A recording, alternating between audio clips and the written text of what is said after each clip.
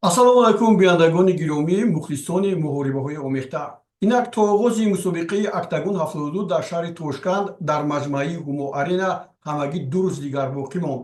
Тавре огаҳӣ доред, дар мусобиқаи асосӣ барои камарбанд разгири Тоҷикистон Фазлиддин Карим Мадраимов бо Достон Бозорови Ӯзбекистони қувва меозмояд. Аммо дар ин мусобиқа боз як размандаи тоҷик бо номи Фарҳод Давлатов ҳам ширкат меварзад. Ҳоло мо маълумотро ба шумо дар бораи ӯ пешкаш мекунем. Красный угол. Бойцу 28 лет. Рост его 183 сантиметра. Вес 66 килограмм ровно. Его профрекорд 7 побед и 3 поражения. Он представляет бойцовский клуб Тамерлан, город Алматы. Из Таджикистана по прозвищу Монзар Фарход Давлатов. После этого боя 3 раунда по 5 минут, и мы желаем спортсменам удачи. Фарҳод Давлатов варзишгари касбии муҳорибаҳои омехта ММА аст, ки дар вазни сабук ва нимсабук ҳунарнамоӣ мекунад. Ӯ дар Тоҷикистон таваллуд шудааст, вале қисми зиёди фаъолияти варзишиашро дар Қазоқистон пасисар кардааст, ки дар он ҷо тамринҳояшро анҷом медиҳад ва дар мусобиқот ширкат меварзад. Фарҳод аз овони ҷавонӣ ба варзишҳои размӣ машғул шуд ва қобилияти хуби худро дар самти гӯштӣ ва техникаи зарба нишон дод. Бо гузашти вақт ӯ ба яке аз чеҳраҳои шинохтаи варзиши Тоҷикистон дар арсаи байналмилалӣ, махсусан дар кишварҳои Осиёи Марказӣ мубаддал гашт. Фарҳод зери сарпарастии лиги октагон ММА, яке аз созмонҳои бузурги муҳорибаҳои омехта дар минтақа мебошад, мубориза мебарад. Бо шарофати усули ҷолиб, маҳорати баланд ва омодагии ҷисмонӣ, Давлатов таваҷҷӯҳи мухлисон ва мутахассисонро ба худ ҷалб кардааст. усулҳои дӯстдоштаи ӯ техникаҳои сабмишн мебошад, ки ҳарифро ба таслимшавӣ маҷбур мекунад.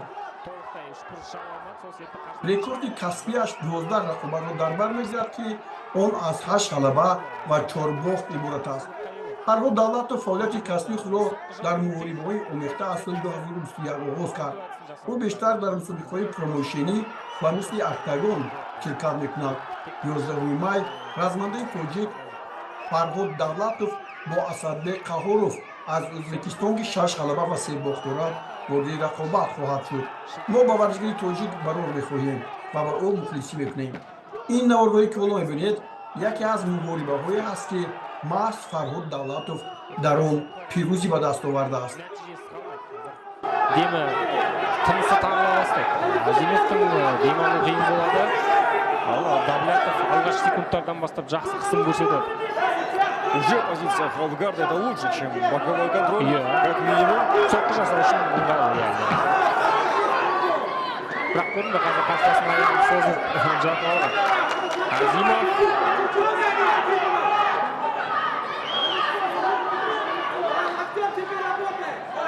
Шынтақпен көбірек соққы жаса деп қазір кеңес беруде Азимовке, бірақ бұл позицияда жатып әрине өте қиын. Әсіресе қарсыласын осындай бір қысым көрсеткен кезде соққы жасау өте қиын болады.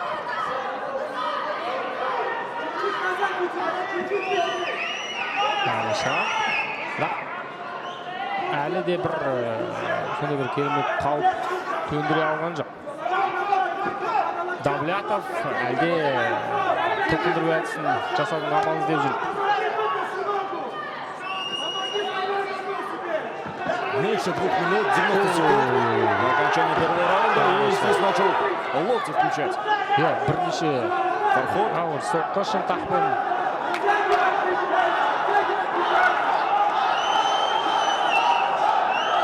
Ары қарай жалғастыра беру. Әрине қабақ жарылған болу керек. Қазір мен көрдім, Шынтақпен жасалған соққылардың салдары қазір маңдайда нет. Это сечка, да, рассечение получил после этих локтей. Соққылар сіз қалмайды ғой. Ал Давлатовтың сүйектері қандай екенін көріп отырсыңыз. Жалпы иығының бұлшылықты жақсы дамыған. Меньше минуты, удастся ли за эти секунды Фарходу все-таки оформить финиш досрочной победы в первом раунде. Оның өзінде Давлатов қысым көрсетуді тоқтатар емес. Бұл раундта әрине тәжік спортшысы өз еншісіне ұстады. Бұған еш күмәніміз жоқ.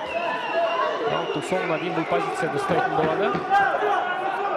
Ал екінші раундта әрине бұндай жарақат қазір Ғазизхан Азимовке кедергі келтіреді.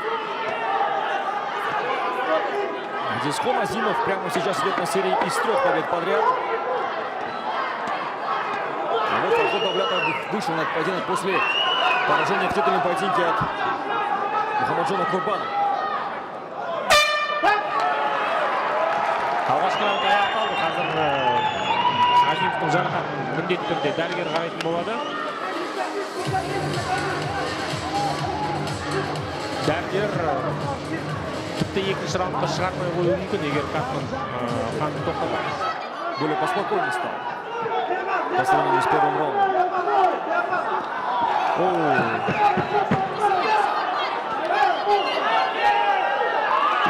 Кел, қалмасайын дейді, бірақ Тейкдаун все-таки в нужное время, в нужный момент совершил этот тейкдаун Фарход.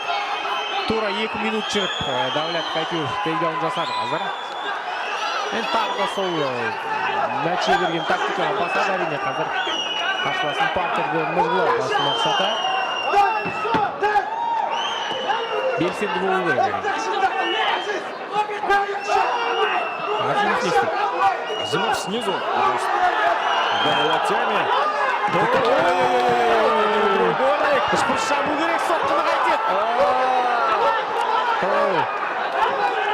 Бұл жерде керісінше үшпірішті жабумен айналысу керек Но еді. он не смог бы затянуть, если честно, потому что там расстояние от ног до шеи слишком большая была. Талпынып көруге болар еді.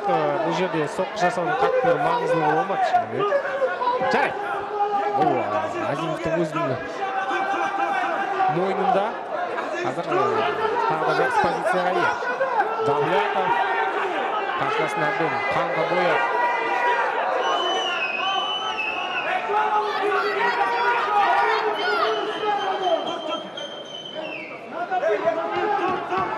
Снова с повтором. Момента первого раунда. Боковой контроль. Денег соққы жасады. Азимов уже не такой свежий, как в первом раунде, в первые 5 минутки, поэтому подустал и сложно что-то с ним сделать, атаковать. Денежке салды.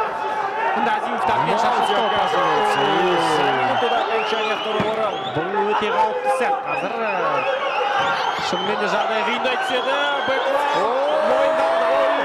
Выстрелы, да, это может быть концом для Азимова.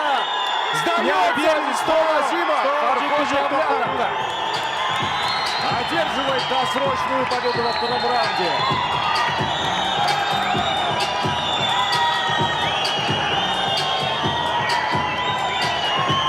Өте табысты, қарқынды жекпе-жек. Және екінші раундта бұл жекпе-жек нүкте болды. Енді толықтай басымдыққа ие болу үшін керек. Фарход Давлятов қарсыласына бірде-бір мүмкіншілік берген жоқ. Міне осылайша кеше ғана бекітілген кештің басты жекпе-жегі өте табысты болды. Аренада өзбек тәсіл жанкерлері көп, шыны керек. Тіпті Өзбекстаннан өте қолданған жанкерлер бар. Жергілікті диаспора бар. Тәжікстанның мыңды спортшыларда да бұндай сөздерді қолдануға болатын шығар. Жалпы балуаншылар аренада тәжіктер өнер көрсетсе. Уважаемые дамы и господа, главный бой сегодняшнего вечера закончился во втором раунде на 3 минуте 59 секунде. Удушающим приемом Ри Арнейчук победу одержал Фарход по прозвищу Монстр Давлятов. Таджикистан.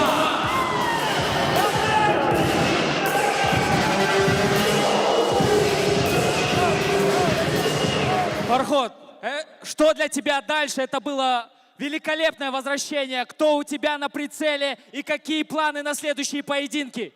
Все знают меня. Почему движусь в октагоне. Главный мой цель – это забрать пояс. В прошлом бое с Мухаммаджон Курбанова я не смог все, что готовили, показать и чтобы там выиграли. Ну, первый раунд он попал, выиграл, красавчик, нет слов. Но хочу я реванш с ним. Он знает, я иду за ним. Кого дадут сейчас лига, с ним буду драться.